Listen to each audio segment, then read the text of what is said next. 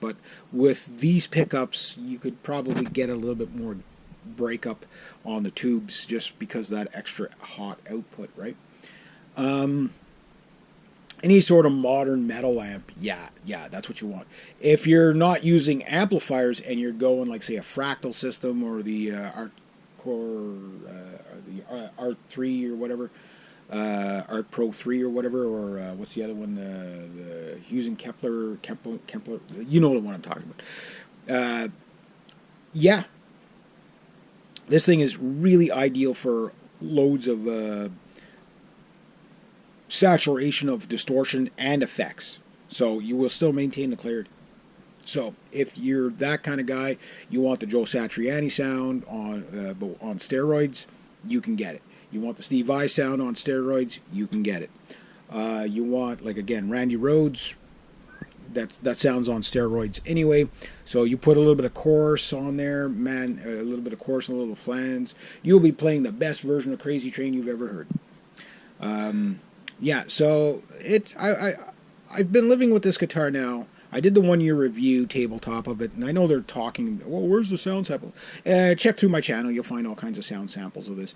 I don't have really good setup to really convey through a GoPro 5 or a GoPro 7, what sound I'm getting, but what I'm hearing through my Mesa Boogie cab is like absolute just insanity, and I can't wait to get this thing on a stage somewhere. Even if I just have to go up there with the guitar itself and do a medley of some sort, I don't care. But in the band, in the mix, I've recorded with this guitar quite a bit now, and these pickups, okay, for recording, obviously they record fine, but they're really hot, so less is more. Just keep in mind, you don't want to make your mix sound like tinfoil, right? Because this will over everything. So really peel back on the input level to get more clarity and more note definition, but you will hear every note really, really well. And if you have a lot of effects, less is more with these, because you've already got overkill to begin with.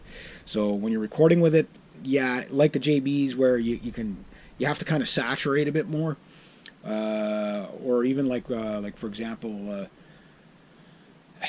my classic 57s, like they always have, like the distortion is not the same. Even if I don't adjust anything, it doesn't drive the input signal. I could put the input signal up a little higher on those because it's not so hot going in. Where with this, it's really hot going in, so you have to bring it back a bit. And again, these pickups are really meant to be played compressed, and what that means is when your amp gets enough distortion and it starts to compress, it smoothens out the sound, so you're able to put even more distortion to it. It's just kind of like a pedal to the metal kind of sound all the time. But for those that want to play through an amp that's straight through the amp, you might find them sounding a bit harsh unless you can compress it. So the best way is either get a distortion pedal or something. For clean, these pickups are not so great for clean. Maybe if you had a coil tap, just to kind of like maybe, I would say if I was going to coil tap this thing, I would have, say, the neck pickup for sure, and maybe the inner coil here. So when I'm in the middle position, I could get these two, and that'd be a nice sound. I could go at that, and then give me kind of a Telecaster sound, but I think right there would be too harsh. That would probably mellow it out and give it a nicer sound. So, yeah, that would be if I was going to go coil tap, which might be the answer. But then you're messing around with coil taps and stuff like that. It's nice just to flick, flick, flick. 3 sounds. That's all you need. So yeah, both pickups I'm really, really, really happy with. I would never ever get rid of this pickup. I'd definitely put it in something. Even I'd probably put it in a bridge of another cheaper guitar. Yeah, it might not sound perfect, but it'd probably definitely improve the sound of my cheaper guitars. Again, I'm not saying this guitar is going to stop me from buying another guitar in my life, but boy, what a standard does that set. And it's the combination of a bunch of things. The alder body with the maple neck and the ebony fingerboard is just like, it just does it for me. Some people can hear the difference, some people can't. I'm not saying I have magic ears, but I'm saying when you live with it for a while, in the room, you will hear it. You might not pick it out in the mix as much, but you know, and to some people, that's all that matters, is what's in the mix, right? Okay, fine. That's fine if that's all that matters to you, but if, you know, when you're just sitting there playing and you just want to hear something really melodious and awesome, this is the way to go. So anyway, that's my take on it. So is the Duncan Distortion SH6 the best metal pickup on the market? Depends on what kind of metal. If you're going to play more lively, maybe. If you're a shred monster, definitely give them a look.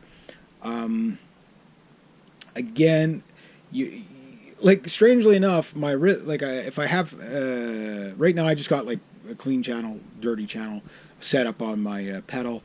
If I have a third channel, I think for the leads, I actually got to pull back the distortion a bit, just because there's just so much of it. You still have the clarity, but it's like, it's not the guitar's fault. It's my, you know, badass, sloppy ass playing fault, where I just don't need that much distortion to get the solos to cut through. So you can pull back, still have tons of gain, even more clarity, and still have more distortion than you would ever need.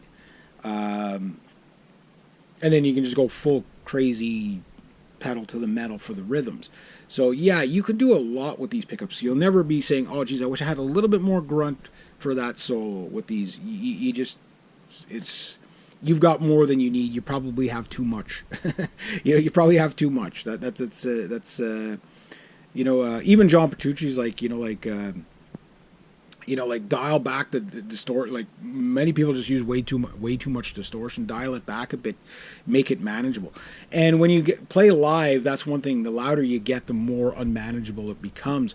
But I'm amazed the volume that I can get and still have a manageable sound. It's really impressive. Really impressive. So anyway, we'll have another look at this beautiful guitar.